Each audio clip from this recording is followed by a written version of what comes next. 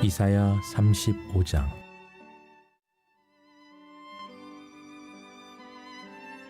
광야와 메마른 땅이 기뻐하며 사막이 백합화 같이 피어 즐거워하며 무성하게 피어 기쁜 노래로 즐거워하며 레바논의 영광과 갈멜과 사론의 아름다움을 얻을 것이라. 그것들이 여호와의 영광 곧 우리 하나님의 아름다움을 보리로다. 너희는 약한 손을 강하게 하며 떨리는 무릎을 굳게 하며 겁내는 자들에게 이르기를 굳세어라, 두려워하지 말라.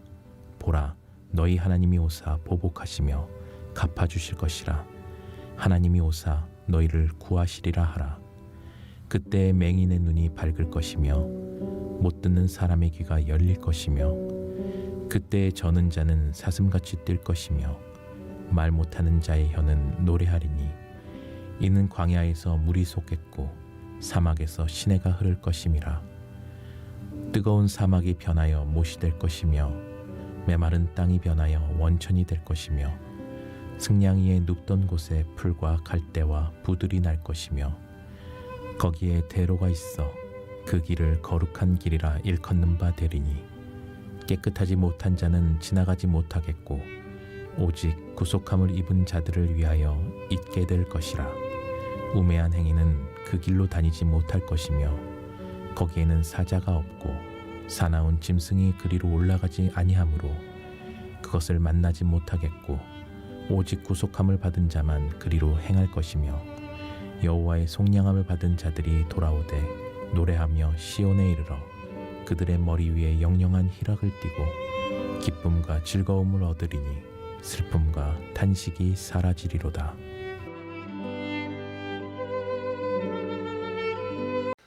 오늘 함께 나눌 말씀의 제목은 천국의 기쁨과 축복입니다. 오늘 말씀을 통해 은혜가 되시기를 주님의 이름으로 축복합니다. 본문에서는 장차 도래할 메시아 왕국에 대한 말씀을 주고 있는데요. 지난 34장에서는 열방이 심판을 받고 황무하게 될 때에 구원받은 사람들에게는 오늘 말씀을 통해서 천국의 기쁨과 축복이 임하게 된다라는 말씀입니다. 그러면 천국의 기쁨과 축복이 무엇일까요? 본문 5절과 6절에 보면은 눈이 밝아지고 귀가 열려지고 또 저는 자가 뜰 것이고 말 못하는 자가 노래한다 라고 말씀해 주고 있습니다. 마가복음 10장 46절부터 52절에 보면 디메오의 아들, 그러니까 소경의 아들 이 바디메오가 나오는데 그가 예수님을 만나게 되고 그의 눈이 띄어지게 되죠. 그리고 마가복음 7장 31절부터 37절에 보면 이 갈릴리 호수에서 사람들이 귀먹고 말 더듬는 자를 예수님께 데리고 가서 안수하여 주기를 원할 때 예수님께서는 양 귀에 손가락을 넣고 침을 뱉어 에바다 이렇게 외치시니까 그가 듣고 말하게 되었다고 말씀해 주고 있습니다. 그리고 또한 마태복음 15장 30절과 21장 14절에 보면 여러 병자들이 나오는데요.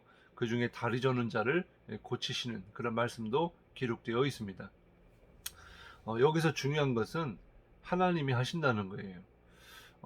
정말 주님이 역사하심으로 인하여 우리 인생의 모든 아픔과 또 질병을 주님께서 고쳐주시고 또 그래서 모든 그런 소경들이 눈을 뜨게 되고 또 귀가 열려지게 되고 또 저는 자가 뛰게 되고 말 못하는 이가 말하게 되는 그런 역사를 보여주고 있는데 바로 예수 그리스도를 통하여 임하게 될 기쁨과 축복이라는 것입니다. 물론 이것은 단순히 육신적인 것만을 말하는 것은 아닙니다. 주님의 진리의 말씀을 우리가 듣고 깨달아질 때에 우리의 영의 눈이 열려지게 되고 우리의 영적인 귀도 열려져서 하나님의 음성을 듣게 되고 또 전원자가 뛴다 그랬는데 우리가 정말 하나님을 경외하는 자가 송아지와 같이 뛴다고 그랬거든요. 그러니까 하나님 안에서 다시 일어나서 주님이 주신 새 힘으로 주님이 그 걸어가신 그 십자가의 길을 걸어가는 또 하나님의 사명을 감당하기 위하여 복음을 증거하는 아름다운 발, 그런 발을 이야기하는 것이고 또 말 못하는 자가 노래한다. 정말 하나님을 믿고 주님의 백성들만이 부를 수 있는 새 찬송이 있죠. 새 노래가 있습니다. 바로 하나님을 찬송하게 되는 그런 기쁨이 있다는 것입니다. 또 6절부터 7절에 보면은 광야에서 물이 솟고 사막에서 시내가 흐르며 메마른 땅이 원천이 되고 풀과 갈대와 부들이 날 것이다. 이렇게 말씀해 주고 있어요. 여기서는 생명수에 관한 말씀인데요. 생명의 근원이 누구이십니까? 바로 예수 그리스도이십니다. 이사야 12장에서 우리가 살펴본 것처럼 이 생명수가 하나님이신데 예레미야 2장 13절에 보면 내 백성이 두 가지 악을 행하였나니 곧 그들이 생수의 근원되는 나를 버린 것과, 그러니까 이스라엘이 잘못한 것, 범죄한 것, 그것은 생명의 근원 되신 하나님을 버렸다는 거예요. 그리고 요한복음 4장 14절에 보면 내가 주는 물을 마시는 자는 영원히 목마르지 아니하리니 내가 주는 물은 그 속에서 영생하도록 솟아나는 샘물이 되리라. 또 요한계시록 21장 6절에 보면 또 내게 말씀하시되 이루었도다 나는 알파와 오메가요 처음과 나중이라. 그렇게 말씀해 주시면서 내가 생명수 샘물을 목마른 자에게 값없이 주리니 이렇게 말씀해 주고 있어요. 그러니까 영원한 생명수는 주님이시다라는 것입니다. 바로 주님이 구원의 우물이십니다. 구원받은 백성들만이 언제든지 이 생명수를요 기쁨으로 마실 수가 있다는 거예요. 근데 더 중요한 것은 공짜라는 것입니다. 왜요? 물론 값을 매길 수 없고요. 또 값을 주고 사야 한다면 이 생명수를 살 수 있는 사람은 아무도 없을 겁니다. 그런데 하나님 은혜로 하나님의 백성들에게 나누어 주시는, 또 먹여 주시는, 또 마시게 하시는 그런 생명수이기 때문입니다. 또 8절에는 거룩한 사람만이 그 복을 누리게 될 것이다 이렇게 말씀해 주고 있는데요. 거룩하다라는 것은 하나님의 속성입니다. 그런데 사람은 원죄로 인하여 다 죄 가운데서 이 거룩을 상실한 존재들이죠.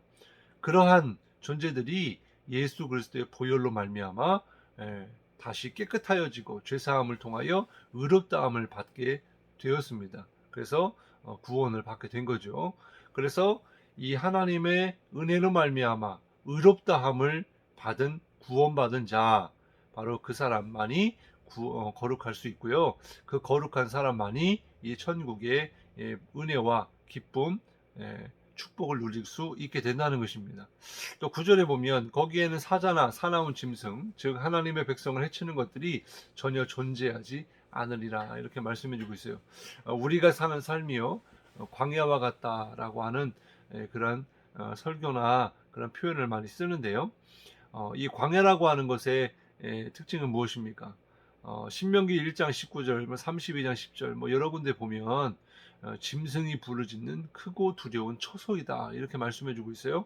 그리고 거기에는 약탈자들이 출몰하고 그래서 여행자들에게는 굉장히 위험천만한 곳입니다. 그리고 이제 밤에는 너무 춥고요. 또 낮에는 너무 뜨겁고요. 또 마실 물이 없고요. 또 길이 없고요. 한마디로 사람이 살기는 어려운, 살 수 없는 그런 곳이 바로 광야 사막이라는 것이죠. 이것은 곧 이스라엘 백성들이 나라를 빼앗기고 멸망을 당하여 두렵고 또 위험한 다른 나라에 끌려가서 살아야 하는, 마치 이스라엘 백성들이 애굽에서의 종살이로 430년을 살았던 것과 같이 광야의 인생이 되고 말 것이다 라고 하는 것을 이사야는 깨닫고 있었던 것입니다.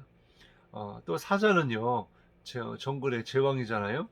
최강의 갑질을 마음 놓고 하는 아주 잔인한 적자입니다. 이런 정글 상황에서 모든 동물, 또 특히 채식 동물들은요 사자 같은 그런 갑의 먹잇감이 되고 많은 거죠. 그래서 이사야 시대에 당시 강대국에 시달렸던 유다 왕국을 사자 같은 잔인한 강대국의 침략으로 시달리며 고통받는 이 초식 동물에 비유하여 말씀해주고 있는 것입니다. 그렇다면 이 광야와 같고 또 사자가 초식동물을 잡아 죽이는 그런 시대가 이사야만의 시대는 아니었죠. 그 이후에도 오늘날에 이르기까지 우리가 사는 삶도 광야와 같습니다. 여전히 적그리스도와 또 사단의 세력들이 계속해서 하나님의 백성들과 교회를 핍박하고 어지럽히고 또 하나님을 떠나게 만드는 그런 강한 그런 세력들이 아직도 존재합니다.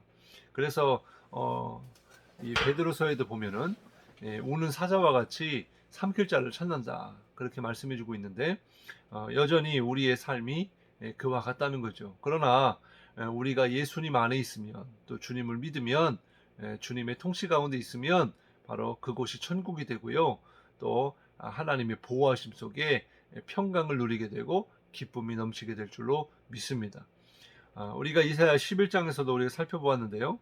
6절에 보면 그때에 이리가 어린 양과 함께 살며 포범이 어린 염소와 함께 누우며 송아지와 어린 사자와 살찐 짐승이 함께 있어 어린아이에게 끌리며 이렇게 말씀해주고 있고 또 7절, 8절, 9절, 10절 그날에 이렇게 메시아가 이 땅에 오시고 또 메시아 왕국이 우리에게 임하게 될 때에 일어나게 될 일들을 설명해 주고 있습니다. 결국에 하나님의 나라, 이 천국, 바로 주님이 지키시고 보호하시기 때문에 어떠한 세력으로부터 해함을 받지 않을 뿐 아니라 평화가 있는데 이 평화는 잠시 잠깐의 평화가 아니라 영원한 평화가 임한다라는 것을 말씀해 주고 있는 것입니다. 또 10절에도 보면 천국에서 누리는 기쁨은요. 이것 또한 잠시 잠깐의 기쁨이 아니라 영원한 기쁨이다. 다시는 슬픔과 탄식이 없으리라 이렇게 말씀해 주고 있습니다. 이 말씀은요. 바벨론 포로로 끌려간 유다 백성이 예루살렘으로 귀환하게 되는 그런 기쁨과 축복으로 역사 속에서 이해할 수 있지만 그것은 1차적이고 또 부분적인 성취이죠. 궁극적으로는 예수 그리스도의 구속 사역을 통한 구원과 또 예루살렘 새 예루살렘의 입성을 통해서 온전히 실현하게 될 예언의 말씀인 것입니다. 우리가 이 땅에 살지만 우리의 본향은 하나님의 나라이고요. 또 우리가 이 땅에서의 잠시 잠깐의 기쁨과 또 축복이 있지만 영원한 하나님의 나라에서의 영원한 기쁨이 있다는 것을 우리는 늘 기억하면서 오늘도 천국을 바라보며 주님 안에서 살아야 할 줄로 믿습니다. 시편 90편 10절에도 우리의 연수가 70이요 강건하며 80이라도 그 연수의 자랑은 수고와 슬픔뿐이요 신속히 가니 우리가 날아가나이다 이렇게 말씀해 주고 있어요. 우리의 인생은 그렇습니다. 수고와 슬픔뿐입니다. 시련이 있을 수밖에 없고요. 날마다 시험과 고난이 있을 수밖에 없습니다. 그러나 이 땅에서의 삶에서도요. 우리가 예수님을 온전히 믿으면 그 주님 안에서 주님만이 주시는 참된 평화가 또 평안이 있을 줄로 믿습니다. 우리가 그러한 하나님의 은혜 가운데 아무리 비바람이 또 몰아치고 폭풍우가 우리 가운데 임하게 될지라도 주님 안에서 주님 그 믿음 안에서 우리가 승리하는 오늘 하루가 될 수 있기를 주님의 이름으로 축복합니다. 우리가 천국을 바라보고 또 기다리고 또 임했으면 좋겠죠. 예수님을 잘 믿으시기 바랍니다. 이미 주님이 우리 가운데 계시고요. 또 이미 천국이 우리 가운데 있는 줄 믿습니다. 그 주님과 동행하고 주님만 바라보고 주님만 의지하는 오늘 하루가 되시기를 주님의 이름으로 축복합니다. 기도하겠습니다. 하나님, 정말 이 땅에서의 삶이 물질이나 또 건강이나 또 사람의 인기나 명예와 권세와 모든 것으로 인하여서 우리가 아버지 하나님 잠시 잠깐의 기쁨과 평강을 누리지만 이런 것들로는 영원한 평안을 누릴 수가 없고 영원한 안식을 누릴 수 없음을 깨닫습니다. 오직 주님의 나라 또한 주님이 우리 가운데 임하시고 다스리실 때 진정한 하나님이 주시는 평안과 안식이 있는 줄로 믿습니다. 하나님의 나라를 소망하며 오늘 하루도 살아가는 그런 승리하는 삶이 될 수 있기를 간절히 소망합니다.